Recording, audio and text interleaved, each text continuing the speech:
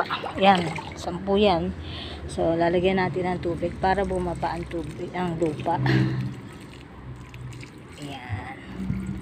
So, butas po ang ilalim niyan ho. Direkta na ho sa lupa ang tubo na ugat niyan. Ang purpose nito is para lang magkaroon ng indicator yung na may tanim tayo dyan, protected sila kasi merong bakod. Yan, hindi sila basta-basta matatapakan. Yan. Tapos, meron akong binhi dito.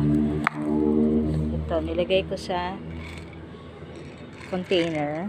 Pero, inilagay ko muna, binabad ko muna sila sa tubig ng 24 hours para, ito kasi nabili ko na sa palengke to. So, binabad ko sila sa tubig for 24 hours para lang,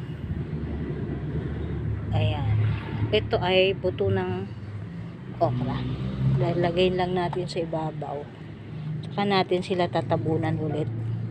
Okay, okra.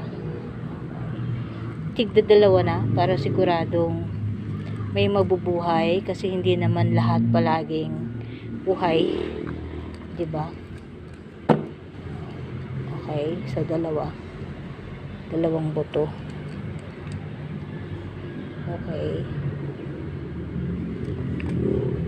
Okay. Okay.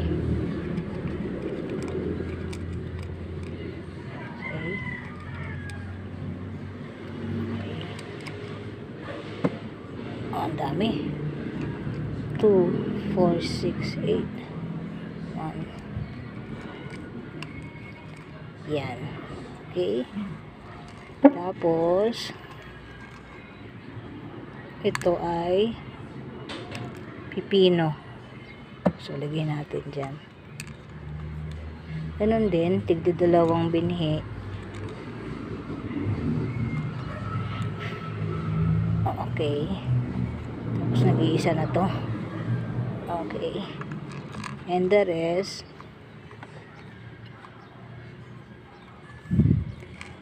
oops.